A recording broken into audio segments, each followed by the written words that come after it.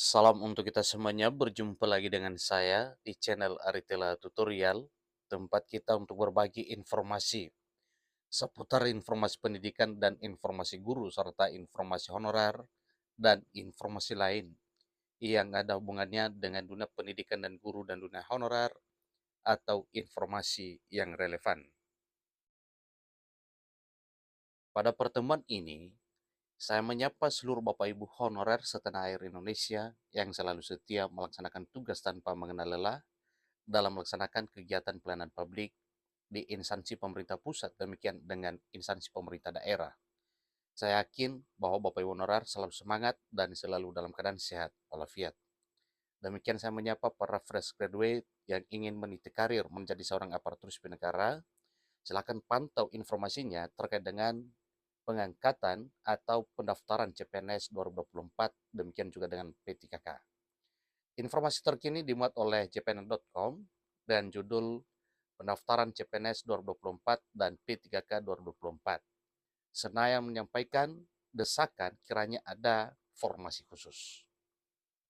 Bapak Ibu, terkait dengan informasi ini, tentunya ini adalah satu bukti kepada kita semuanya bahwa DPR RI benar-benar berpihak kepada rakyat sebagaimana amanah fungsinya sebagai wakil rakyat. Maka aspirasi rakyat disampaikan kepada pemerintah yang notabene termasuk para honorer. Nah, Bapak Ibu, supaya lebih jelas kira-kira mengenai pendaftaran CPNS dan P3K 2024. Apa kira-kira desakan yang disampaikan oleh Senayan dalam arti DPR RI di sini? Mari kita simak informasi berikut sampai selesai. Bagi Bapak Ibu yang sedang menonton, demikian, dan Bapak Ibu yang mungkin baru menemukan informasi melalui channel ini. Jangan lupa dukung channel ini dengan cara like dan subscribe, share, dan komen, serta nyalakan tombol notifikasinya supaya semua informasi terbaru dari channel ini selalu update di layar Bapak Ibu. Tanpa basa-basi lagi, langsung pada informasinya. Nah, Bapak Ibu, sebagaimana topik pembicaraan kali ini, bahwa Senayan mendesak pemerintah supaya ada formasi khusus. Nah, melalui informasi kali ini, Bapak Ibu, mari kita lihat kira-kira apa yang dimaksud oleh Komisi 10 DPR RI mengenai Komisi 10 ini, mengenai formasi khusus ini. JPN.com Jakarta memuat informasi terkait dengan CPNS dan P3K 2024. Menjelang pendaftaran CPNS P3K 2024, muncul desakan dari anggota Komisi 10 Dewan Perwakilan Rakyat Republik Indonesia agar ada formasi khusus. Formasi khusus dimaksud ialah formasi guru bahasa daerah.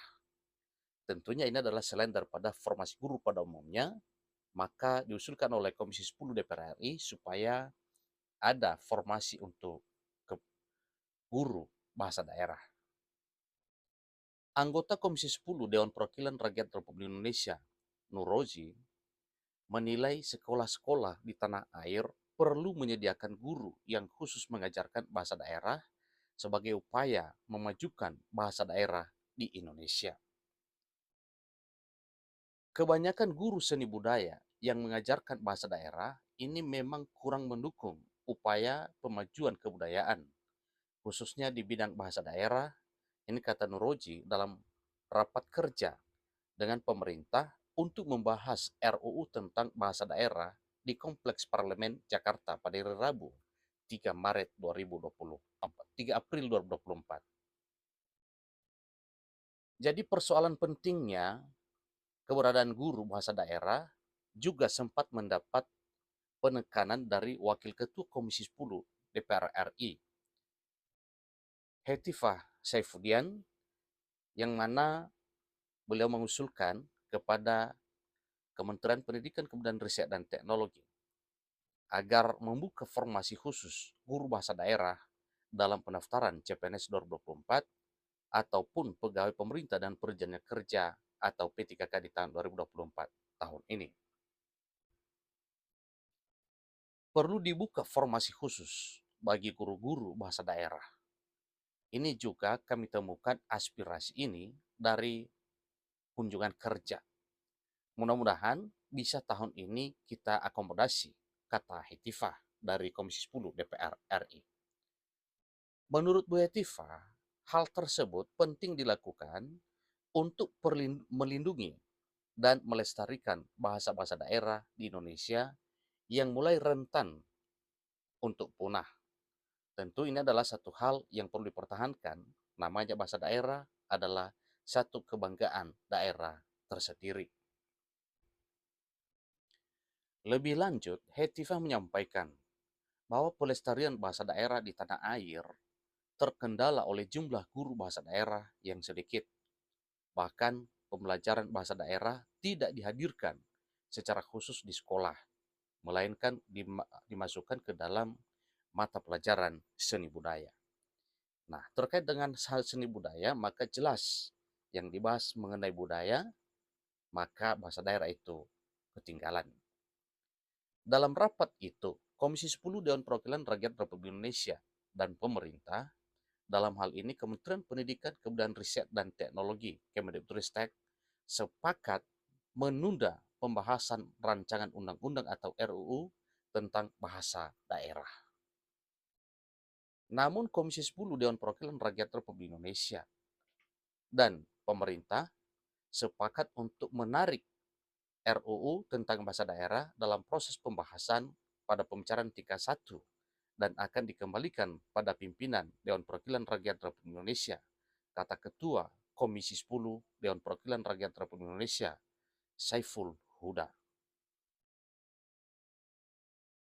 Dengan demikian, Komisi 10 DPR RI dan Kemendikbudristek menyepakati pula pembahasan RUU bahasa daerah dapat dilanjutkan ke depannya. Tentunya ini adalah oleh pemerintah berikutnya.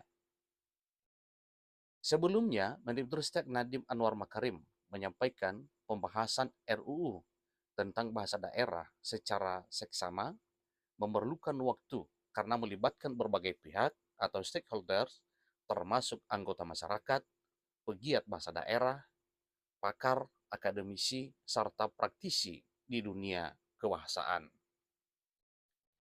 Oleh karena itu, pihaknya mengusulkan kepada Komisi 10 DPR RI agar pembahasan RUU tentang bahasa daerah dilanjutkan kembali pada masa periode pemerintahan selanjutnya. Mengingat keterbatasan waktu, pembahasan pada akhir periode masa pemerintahan menjadi tidak efektif. Di sini disampaikan satu usulan. Disampaikan bahwa kami mengusulkan agar pembahasan revisi Undang-Undang Bahasa Daerah dilanjutkan kembali pada masa pemerintahan selanjutnya, kata Nadiem Anwar Makarim selaku Mendikbudristek. Demikian informasinya Bapak Ibu terkait dengan apa yang disampaikan oleh Komisi 10 dan disepakati bersama dengan Kemendikbudristek terkait dengan RUU Bahasa Daerah. Sampai ketemu informasi berikutnya. Terima kasih.